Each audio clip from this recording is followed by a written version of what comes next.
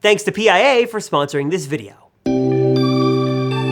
Apple has a big secret. Tim Cook and Elon Musk just had a super secret meeting that may have just saved the iPhone from getting canceled.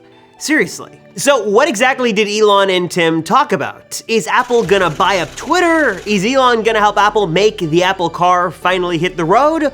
Or is there even something more secret and crazy going on behind the scenes? If you are excited for the iPhone 15, you might just have to thank Elon Musk for keeping the iPhone around and on sale. Let me tell you why that is, and also let's talk about some of Apple's other secretive deals that have gone into place to keep the iPhone on top and to keep it dominating the market. Apple has done a lot of secret things to make sure this doesn't end up like this.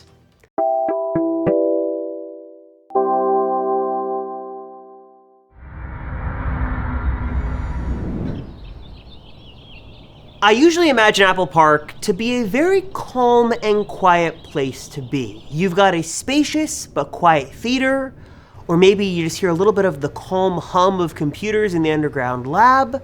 But lately, Apple's campus has been on red alert, all because of this. Elon Musk taking on Apple in a series of tweets yesterday, claiming, quote, Apple has threatened to withhold Twitter from its App Store, but won't tell us why. He goes on to call Apple's App Store fees a secret 30% tax. Apple has got a big problem. Not only is Elon Musk publicly calling out Tim Cook and Apple for some less than stellar business practices, according to him, but also other Silicon Valley companies like Twitter, TikTok, Snapchat, Facebook, they're all looking to take down Apple, and with all of them put together right now, they might actually have a shot. Now, let me be clear that Elon Musk is not going to come up with over $2 trillion of financing to come into Apple, buy it out, kick Tim Cook to the curb, and merge Apple and Tesla into one mega corporation.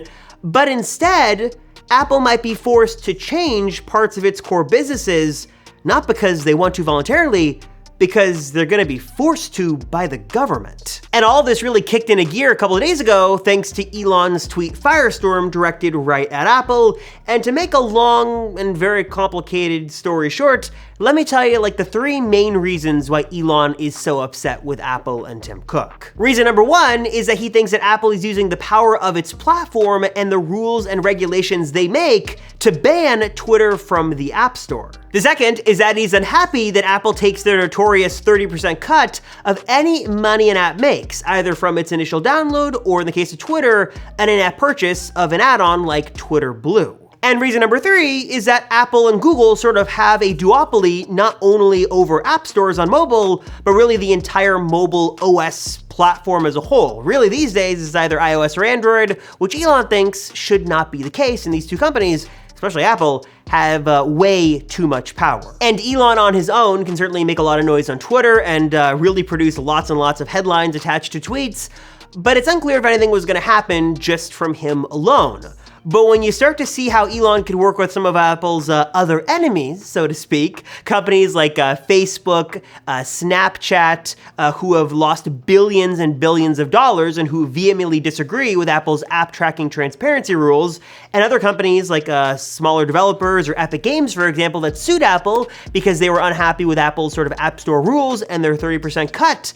Putting all those together, and if Elon was sort of to team up with these other big companies who really want to take down Apple, they might just have a shot at increasing sort of government pressure to maybe either regulate what Apple's doing, break up some of the things they're doing with their App Store, or just put more scrutiny on their business practices, maybe some antitrust litigation, a lot of stuff that Apple really doesn't want. So Apple had sort of a couple of different options. They could sort of just let things play out, let the dice roll and see how the chips fall, and either take some heat or just sort of sit back and sort of coast on what they've been doing, or they can sort of try to calm the waters, get rid of any tension by maybe inviting Elon to take a stroll around Apple's spaceship campus in Cupertino. Ultimately, Apple chose the latter and decided to invite Elon to take a tour of Apple's campus with a very prestigious tour guide by the name of Tim Cook. And according to Elon's tweet here in this little video, you can check out the reflections. There's Elon, there's Tim,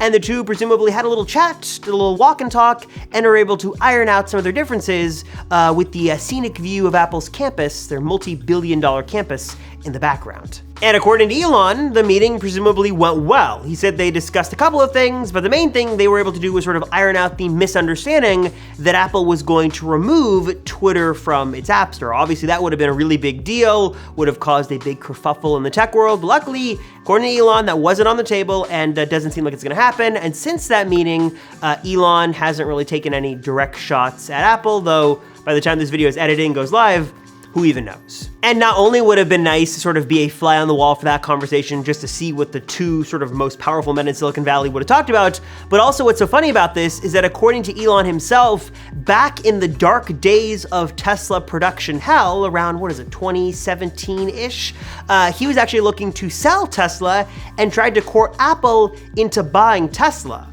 Obviously, with hindsight, this would have been a really good move for Apple, but according to Elon, Tim Cook wouldn't even take a meeting. In all seriousness, though, these sort of back-channel, backroom, quote-unquote secretive meetings are not super uncommon. They happen all the time. Elon is not just a special case. In fact, Apple has made a number of special agreements and deals in the past to make sure that the iPhone stays on top and to keep some of their most important clients and customers and partners very happy, even if that means bending the rules a bit. Okay, now before we continue, while we're already sort of on the subject of privacy, safety, and security, let me take a quick break and tell you guys about an amazing service that you need to know about right now more than ever before, and that is this video's sponsor, Private Internet Access. Now, I'm sure you've probably heard this a dozen times, but let me say it one more time for good measure. You need to be using a VPN to secure your connection to the internet, especially right now around the holidays while we're traveling, spending hours in airports, hotels, random coffee shops. There has never been a more important time than right now to keep your connection online safe, secure, and keep those bad guys at bay. And Private Internet Access is here to do all of that really easily, plus so much more. And PIA is personally my go-to VPN of choice for a couple of big reasons, and mainly because they check all the boxes when it comes to like my VPN wish list. It covers up to 10 devices simultaneously, so perfect for your phone, your tablet, all of your computers. They've got apps on every platform, every browser, every operating system. It's incredibly easy to secure your connection, literally the tap of a finger or the click of a mouse. And PIA has next-gen servers across 83 different countries all around the world, including each of the 50 states here in the US. So this means not only can you easily watch regional lock content around the world, but even if there's a website only accessible in a certain state, you can easily use PIA to put you in that state. Or if you're like me and you're on the West Coast, but you hate those people on the East Coast watching and giving spoilers 3 hours early, PIA lets me easily change my browsing location literally to a state on the East Coast in a couple of simple clicks of my mouse on my computer or some taps on my phone. And not only does PIA have a strict no-log policy and over a decade of VPN expertise, but they also have a special offer for Apple Circle viewers watching this video. By clicking our special link down below, you can get an 83% discount on Private Internet Access. That's just $2.03 a month. Really great deal. And you can also get 4 extra months completely for free. So learn more and get started today by going to the link right down below in the description or head to piavpn.com/theapplecircle to take advantage of the special Apple Circle offer today, like right now. Click that link down below to learn more and get started today.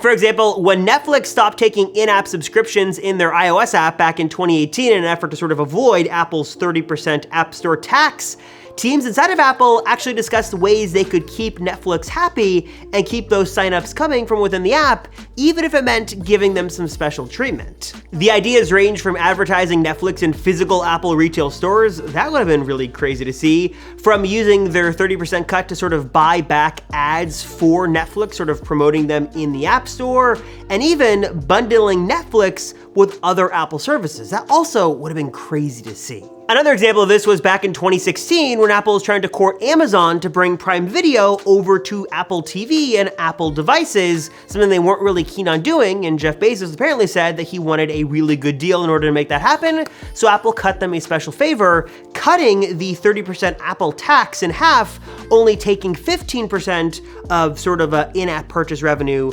versus 30% they basically have in place for everybody else. That's not Amazon. And the favors can go both ways. According to some new reports, there are some allegations that Amazon and Apple worked together to shut down third-party resellers from selling Apple products on Amazon forcing all customers to buy directly from Apple and pay their premium prices. But I think all that to the side, all the Twitter drama aside, when Elon Musk and Tim Cook are walking around Apple Park, looking at the Steve Jobs Theater and sort of that spaceship building there, what do you think they talked about? And it's not so crazy to think that maybe some other things were discussed.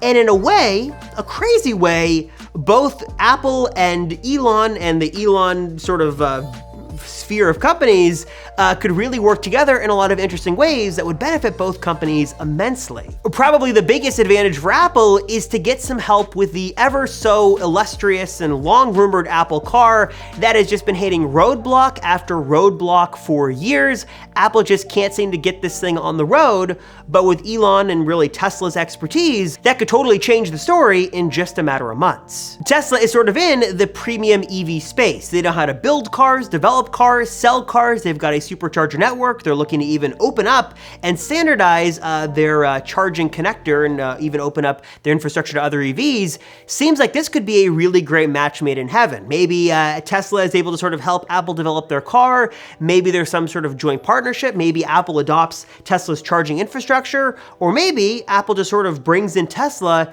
to distribute or sell their car and produce their car while Apple does the designing. Sounds crazy, but if you think about it, actually kind of makes sense. There's also Apple's emergency SOS via satellite feature that just launched that could be greatly sort of aided by Elon Musk's Starlink company. Not only would you sort of have another satellite network to work with, but because Starlink is giving you pretty good, decent bandwidth speeds from almost anywhere in the world, that could open up even more possibilities. Not only could you maybe connect directly to emergency services even faster than sort of the wait times that we have right now, but maybe this could lead to like an always-on, instant fast connection in every single Apple product. Maybe even if you're away from your cell network, you could still get online thanks to the power of Starlink. Or maybe you had sort of this nice built-in connection that worked almost anywhere in the world in your iPhone, your iPad, your MacBook, thanks to this partnership from Apple and Starlink SpaceX. And I'm sure Elon could benefit from Apple in a lot of different ways, including maybe some help with Tesla's software. It's good, but having full access to CarPlay or more services like Apple Music, Apple TV Plus,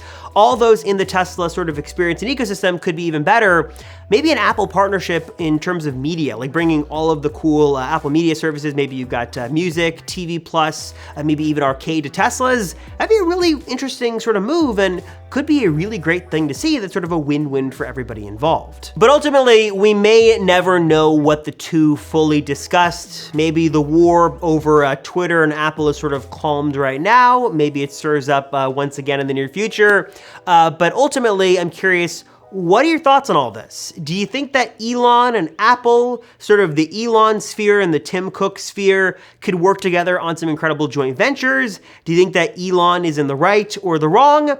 And what are your thoughts on some of Apple's other interesting deals that sort of give some special treatment when needed? Apple is very much a company that prides itself on being for the consumer, being a good guy in the business world, being a good guy in the tech world, but also they're not above bending the rules and looking the other way if it sort of benefits them. What are your thoughts on all this? Let me know down below. We can discuss. As always, I appreciate you guys watching. Thank you so much. I'm Robert Rosenfeld from the Apple Circle, and I'll see you all in the next one.